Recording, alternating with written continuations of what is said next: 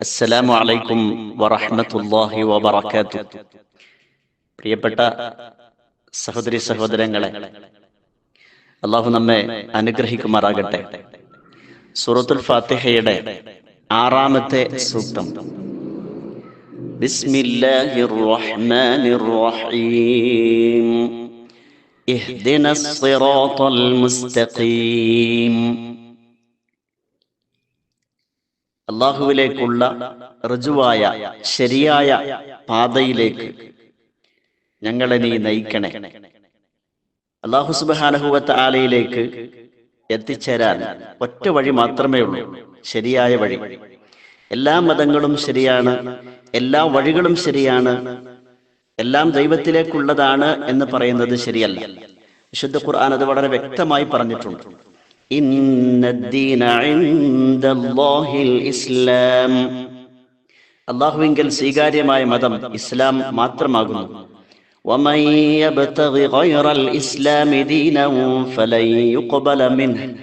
ഇസ്ലാമല്ലാത്ത വേറെ ഏതെങ്കിലും ഒരു മാർഗം ഒരാൾ സ്വീകരിക്കുകയാണെങ്കിൽ അതവനിൽ നിന്ന് സ്വീകരിക്കപ്പെടുകയില്ല. പക്ഷേ അതിന് ലാ ഇക്റാഹ ഫിദ്ദീൻ, ഒരാളെയും നിർബന്ധിക്കാൻ പാടില്ല. എല്ലാവരുടെയും വിശ്വാസ സ്വാതന്ത്ര്യം അംഗീകരിച്ചുകൊണ്ട് വിശുദ്ധ ഖുർആൻ പറയുന്നു, നിങ്ങൾ സത്യപാതയിൽ ഉറച്ചു നിൽക്കണം, മറ്റു വഴികളിലേക്ക് തെറ്റിപ്പോകാതെ ഉറച്ചു നിൽക്കണം. അതിനുവേണ്ടി നിരന്തരം അള്ളാഹുവിനോട് പ്രാർത്ഥിച്ചു കൊണ്ടിരിക്കുകയും വേണം. ഇസ്ലാം സ്വീകരിച്ചവർ, മുസ്ലിങ്ങൾ സത്യപാതയിലാണ്. എന്നിട്ടും ഇങ്ങനെ പ്രാർത്ഥിക്കാൻ ആവശ്യപ്പെടുന്നത് ഈ കാര്യത്തിൽ നിതാന്ത ജാഗ്രത വേണം എന്നുണർത്താൻ വേണ്ടിയാണ്.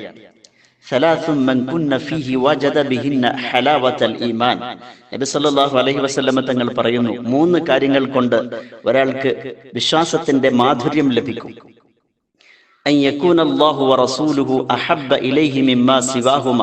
അല്ലാഹുവിനെയും റസൂലിനെയും മറ്റുള്ള ആരെക്കാളും എന്തിനേക്കാളും കൂടുതൽ സ്നേഹിക്കുക.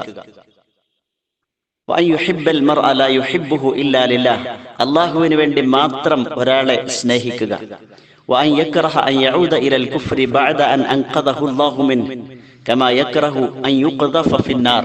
തീയിലകപ്പെടുന്നത് ഭയപ്പെടുന്നത് പോലെ വിശ്വാസത്തിൽ നിന്നും തെറ്റിപ്പോകുന്നതിനെ ഭയപ്പെടുക.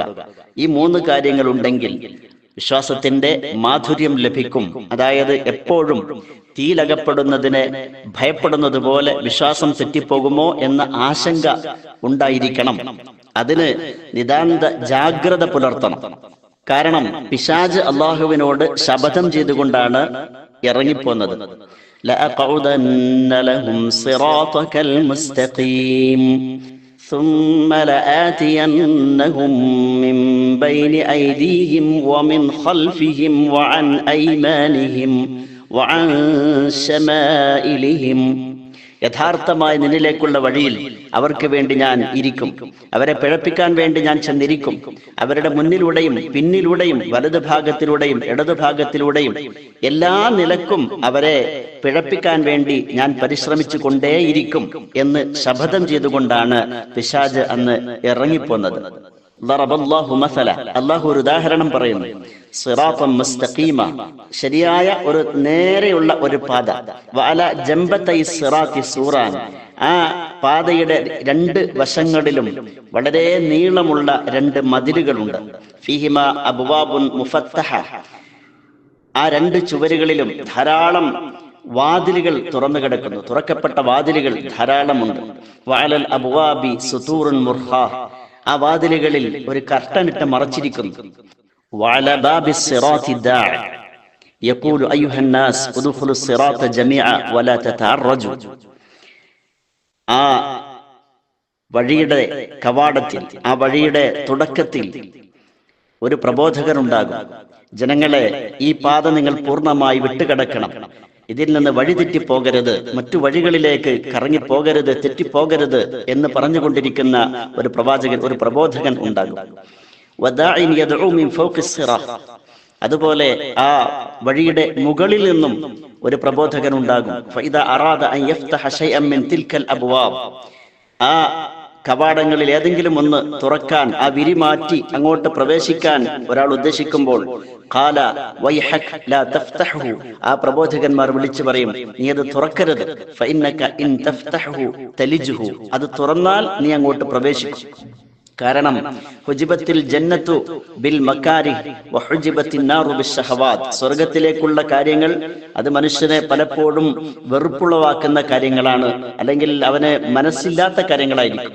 അതേസമയത്ത് നരകത്തിലേക്ക് നയിക്കുന്ന കാര്യങ്ങൾ മനുഷ്യന് വളരെ താല്പര്യമുള്ള കാര്യങ്ങളായിരിക്കും. അതുകൊണ്ട് അത്തരം സാഹചര്യങ്ങളിലേക്ക് എത്തിപ്പെട്ടാൽ അവന് സ്വാഭാവികമായും അവൻ അതിലേക്ക് പ്രവേശിച്ചു പോകും. അതുകൊണ്ട് ആ ഭാഗം നീ തുറക്കുകയേ ചെയ്യരുത് എന്ന നിർദ്ദേശമാണ് നൽകുന്നത്.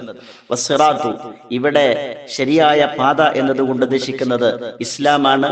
വസ്സൂറാനി ഹുദൂദുല്ലാഹി, ആ പാതയുടെ രണ്ട് വശങ്ങളിലുമായി നീണ്ടുകിടക്കുന്ന മതിലുകൾ അത് അള്ളാഹുവിന്റെ വിധിവിലക്കുകളാണ്. വൽ അബ്വാബുൽ മുഫത്തഹ, അവിടെ തുറന്നു വെച്ചിരിക്കുന്ന വാതിലുകൾ മഹാരിമുല്ലാഹ്, അള്ളാഹു നിഷിദ്ധമാക്കിയ കാര്യങ്ങളാണ്. വദാലിക ദാഇ അലാ റഅസിസ് സിറാത്ത്, ആ പാലത്തിന്റെ ആ വഴിയുടെ തുടക്കത്തിലുള്ള പ്രബോധകൻ കിതാബുല്ലാഹി, അല്ലാഹു സുബ്ഹാനഹു വ തആലയുടെ കിതാബാണ്, വിശുദ്ധ ഖുർആനാണ്. വദ്ദാഇ മിൻ ഫൗഖിസ് സിറാത്തി, ആ വഴിയുടെ മുകളിലുള്ള പ്രബോധകൻ വാഇദുല്ലാഹി ഫി ഖൽബി കുല്ലി മുസ്ലിം, ഓരോ വിശ്വാസിയുടെയും മനസ്സിലുള്ള അല്ലാഹു സുബ്ഹാനഹു വ തആലയെ കുറിച്ച് ചിന്തിക്കാൻ പ്രേരിപ്പിക്കുന്ന ഘടകമാണ്. എങ്ങനെയെങ്കിലും ഈ സത്യപാതയിൽ നിന്ന് തെറ്റിക്കാനായി, മനുഷ്യരെ തെറ്റിക്കാനായി പിശാച് എല്ലാ തന്ത്രങ്ങളും പ്രയോഗിക്കും. മനുഷ്യോൽപത്തിയുടെ കാലത്ത് എല്ലാവരും വിശ്വാസികളും ഏകദൈവാരാധകരും ആയിരുന്നു. അപ്പൊ അതുകൊണ്ട് ഈ പ്രപഞ്ചത്തിന് സ്രഷ്ടാവില്ല, ദൈവം എന്നൊരു ശക്തിയില്ല എന്നൊക്കെയുള്ള ദൈവനിഷേധത്തിലേക്കാണ് പിശാച് ആദ്യമായി ക്ഷണിക്കുക. വഖാലൂ മാ ഹിയ ഇല്ലാ ഹയാതുനാ ദുനിയാ നമൂതു വനഹ്യാ വമാ യുഹ്ലികുനാ ഇല്ലാ അദ്ദഹർ വമാ ലഹും ബിദാലിക മിൻ ഇൽമിൻ ഇൻഹും ഇല്ലാ യظുന്നൂൻ. അവർ പറയുന്നു, ഈ ഭൗതിക ലോകമെന്ന് പറയുന്നത് നമ്മളിവിടെ ജനിക്കുന്നു, മരിച്ചു പോകുന്നു, ഇതിങ്ങനെ വമായുഹ്ലികുന ഇല്ലദ്ദഹർ, അതൊരു പ്രകൃതി നിയമത്തിന്റെ ഭാഗമായി മാത്രം സംഭവിക്കുന്നതാണ്. ഇതൊരു ദൈവത്തിന്റെ കരങ്ങളൊന്നും ഇതിന്റെ പിന്നിലില്ല.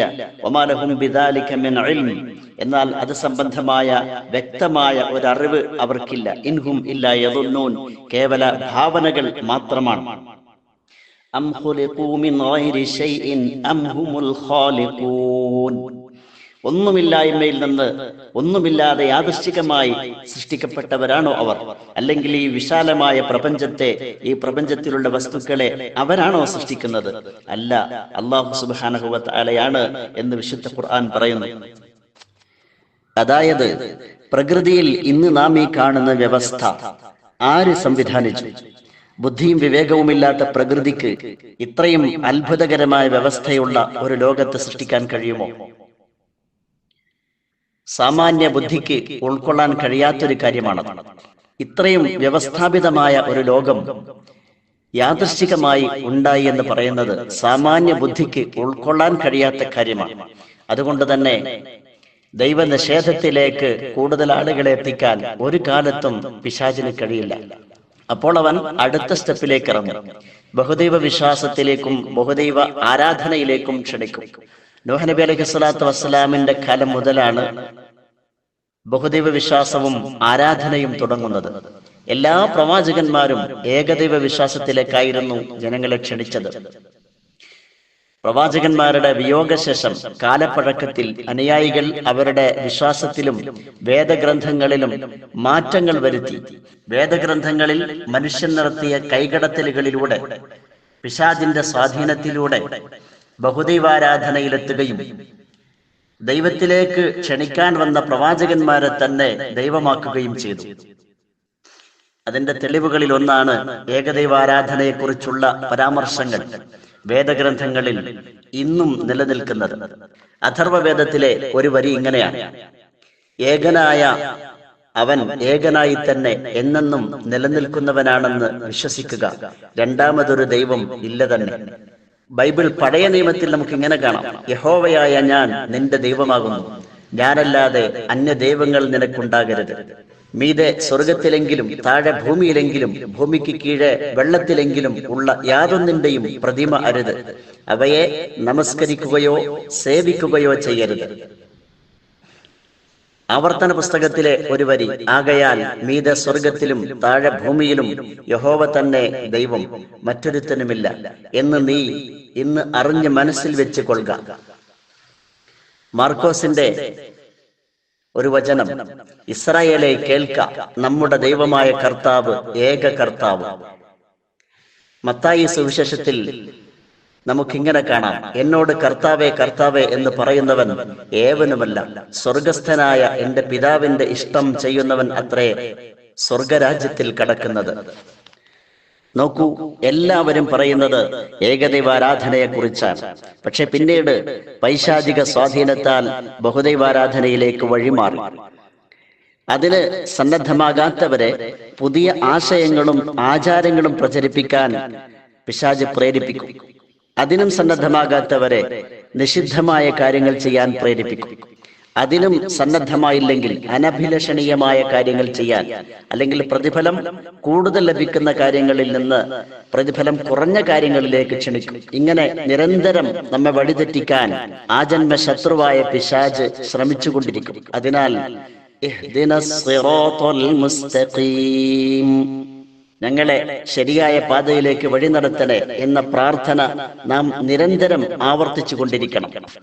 ഇനി പാരായണത്തിൽ ശ്രദ്ധിക്കേണ്ട ചില കാര്യങ്ങൾ. ഇഹ്ദിനസ് സിറാത്തൽ മുസ്തഖീം, അവിടെ തുടക്കത്തിൽ ഈ എന്ന അക്ഷരമാണ്. അതിന്റെ ശരിയായ സ്ഥലത്ത് നിന്ന് തന്നെ, മഖ്റജിൽ നിന്ന് തന്നെ ഉച്ചരിക്കാൻ ശ്രമിക്കണം.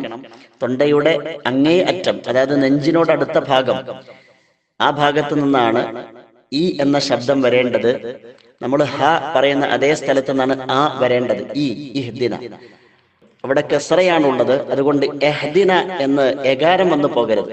കൂടുതൽ ആളുകൾക്കും സംഭവിക്കുന്ന ഒരു പിഴവാണ് ഇഹ്ദിന സിറാത്തൽ മുസ്തഖീം അങ്ങനെ പറയുക. അതുകൊണ്ട് എകാരം വന്നു പോകുന്നത് ശ്രദ്ധിക്കണം. ഇഹ്ദിന. അതുപോലെ ഹ, രണ്ടാമത്തെ അക്ഷരം ഹ ആണ്.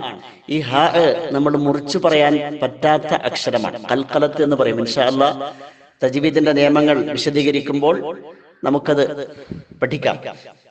അപ്പൊ അവിടെ നമ്മൾ ഇഹ്ദിന എന്ന് മുറിച്ചു പറയാൻ പറ്റില്ല. ഇഹ്ദിന അങ്ങനെയാണ് വായിക്കേണ്ടത്.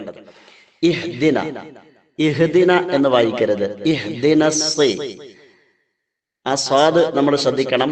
സ്വാദാണ്, അതുപോലെ അതിന് കസ്റയും ആണ്. ഇഹ്ദിനസ് എന്ന് പറയുമ്പോൾ ഇസ്തിഅലാ, നാവ് മേലെ അണ്ണാക്കിലേക്ക് ഉയർന്നുകൊണ്ടാണ് നമ്മൾ ആ ഒരു സ്വാദ് ഉച്ചരിക്കേണ്ടത്. ഇഹ്ദിനസ്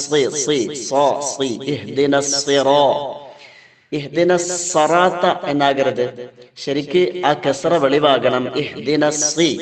ഇഹ്ദിനസ്സിറാ, റായും തഫ്ഹീം ചെയ്ത് വായിക്കേണ്ട അക്ഷരമാണ്. ഇഹ്ദിനസ്സിറാത്ത അല്ല. ഇഹ്ദിനസ്സി, ആ സ്വാദ് മാറി സീനാകരുത്. അതുപോലെ ഇഹ്ദിനസ്സിറാത്ത എന്ന് റാഇന്റെ തഫ്ഹീം നഷ്ടപ്പെട്ടു പോകരുത്. ഇഹ്ദിനസ്സിറാത്ത, മൂന്നും വലിയ അക്ഷരങ്ങളാണ്. ഇഹ്ദിനസ്സിറാത്ത, ഇഹ്ദിനസ്സിറാത്തൽ മുസ്തഖീം. പിന്നുള്ളത് മുസ്ത, അത് നമ്മൾ ഇസ്തിഫാലാണ്. ഇസ്തിലാ ചെയ്ത് ഉച്ചരിക്കാൻ പാടില്ല. അതുകൊണ്ട് മുസ്തഖീം എന്ന് പലപ്പോഴും പലരും പറഞ്ഞു പോകാറുണ്ട്. മുസ്തഖീം അല്ല, ഇഹ്ദിനസ്സിറാത്തൽ മുസ്തഖീം, ഖാഫ് വലുതാണ്. മുസ്തഖീം, ഇഹ്ദിനസ്സിറാത്തൽ മുസ്തഖീം. അല്ലാഹു സുബ്ഹാനഹു വ തആല അക്ഷരത്തെറ്റുകളില്ലാതെ നല്ല നിലയിൽ ഖുർആൻ പാരായണം ചെയ്യാനും ആശയങ്ങൾ പഠിക്കാനും ജീവിതത്തിൽ പകർത്താനും നമുക്ക് തൗഫീഖ് നൽകുമാറാകട്ടെ. വിശുദ്ധ ഖുർആൻ കൊണ്ട് നമ്മുടെ എല്ലാ പ്രയാസങ്ങളും അള്ളാഹു പരിഹരിച്ചു തരുമാറാകട്ടെ. വിശുദ്ധ ഖുർആൻ പാരായണത്തിന്റെ ബറക്കത്ത് കൊണ്ട് നമ്മുടെ എല്ലാ ആവശ്യങ്ങളും അള്ളാഹു സഫലീകരിച്ചു തരുമാറാകട്ടെ. നാം അനുഭവിക്കുന്ന എല്ലാ വേദനകളും എല്ലാ രോഗങ്ങളും അള്ളാഹു സുബ്ഹാനഹു വ തആല അതിൽ നിന്നൊക്കെ നമുക്ക് സലാമത്ത് നൽകി അനുഗ്രഹിക്കുമാറാകട്ടെ. ആരോഗ്യവും ആഫിയത്തും സിഹത്തും അതുപോലെ ഇബാദത്തിലുമായുള്ള ദീർഘായുസ്സ് നൽകി അള്ളാഹു നമ്മെ അനുഗ്രഹിക്കുമാറാകട്ടെ. اللهم بارك لنا في رجب وشعبان وبلغنا رمضان. اللهم اجعل القرآن العظيم ربيع قلوبنا ونور أبصارنا وجلاء أحزاننا وذهاب همومنا وغمومنا آمين برحمتك يا أرحم الراحمين.